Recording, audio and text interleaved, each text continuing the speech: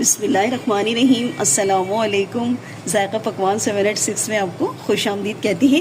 अल्लाह ताला आपको और आपके वालिदैन को भरपूर सेहत के साथ लंबी उम्र अता फरमाए। आमीन सुम्मा आमीन। तो व्यूअर्स, कैसे हैं आप सब? उम्मीद करती हूँ आप सब खैरियत से होंगे। आज हम आपके साथ रेसिपी शेयर कर रहे हैं सूजी का हलवा। बिल्कुल परफेक्ट मेजरमेंट के साथ बताऊंगी। अगर आप चैनल पे नए हैं तो चैनल को सब्सक्राइब कर लें और बेल आइकन के बटन को भी प्रेस कर लें ताकि मेरी हर नई आने वाली वीडियो का नोटिफिकेशन सबसे पहले आपके मोबाइल पर आ जाए। तो चलें आज की रेसिपी शुरू करते हैं। देखिए, यहाँ पर मैंने 1 कटोरी सूजी ले ली है। ठीक है, ये मैंने कोई नापा नहीं है, लेकिन मैंने एक ही बर्तन को इसका अंदाजे से रख लिया है। सारा नाप मैं एक ही बर्तन से करूंगी। तो 1 कटोरी मेरे पास सूजी है और 1 कटोरी चीनी है। चीनी आप कम कर सकती हैं, अगर आपको जितना मीठा पसंद है उस हिसाब से ले लें। तो 1 कटोरी चीनी में मैंने थोड़ा ही सा कम रखा है, बाकी सारा नाप एक जैसा है। और 1 कटोरी मैंने यहाँ पर देखिए घी ले लिया है। घी में कंजूसी मत करिएगा वरना हलवा आपका अच्छा नहीं बनेगा। तो चलें हम रेसिपी शुरू कर लेते हैं। चलें, सबसे पहले हम इसमें घी शामिल कर देंगे। घी हमें सारा ही डाल देना है एक ही दफ़ा बस। देखिए घी गर्म हो गया। सबसे पहले हम थोड़े से ड्राई फ्रूट लिए, मैंने ज़्यादा नहीं है, 7-8 बादाम है और 7-8 काजू है। ये हम इसको पहले थोड़े से फ्राई कर लेंगे। क्या होगा, इसका टेस्ट बढ़ जाएगा, अच्छे से करंजी हो जाएंगे ये।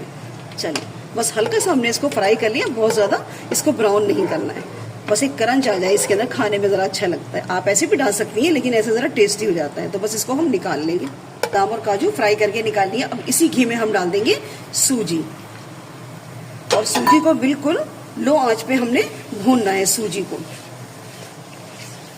इस तरह बिल्कुल देखिए परफेक्ट नाप मैंने आपको बताया है। अगर ऐसे बनाएंगे आप तो होता है ना, कभी ऐसा होता है हलवा कि कभी पानी ज्यादा हो गया तो चिपचिपा सा हलवा बन जाता है, मुंह में जाता है तो बस चिपक सा लगता है। तो ऐसा कुछ भी नहीं होगा, इंशाल्लाह बिल्कुल दानेदार हलवा बनकर आपका तैयार होगा। तो बस सूजी को इसको हम लो फ्लेम पे इसको हम भूनते रहेंगे।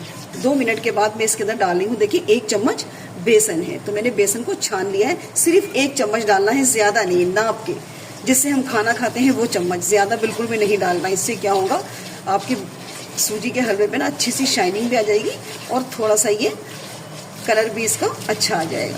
तो इसको हम भूनेंगे। अभी 2 मिनट हो गए सिर्फ मुझे भूनते हुए। और देखिए माशाल्लाह सूजी कैसी दानेदार हो गई है, और देखिए इसमें कैसे झाग से आने लग गए।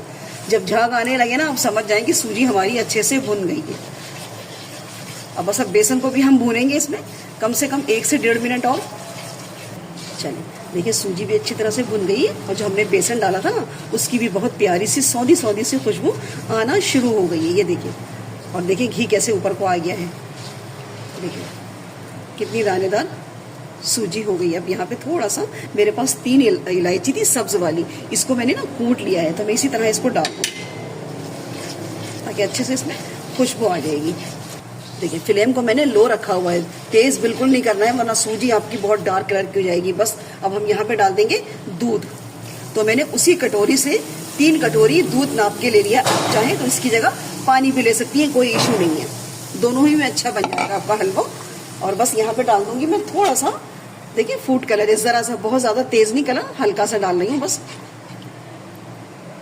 हलवे पर एक अच्छा सा कलर आ जाएगा। आप चाहें तो थोड़ा सा डार्क भी कर लें, इसको ऑरेंज कर लें, लेकिन मैंने थोड़ा डाला है यहाँ पर। बस इसको मुसलसल चलाएं और हल्का सा आंच तेज कर लें, थोड़ी सी, ज्यादा नहीं।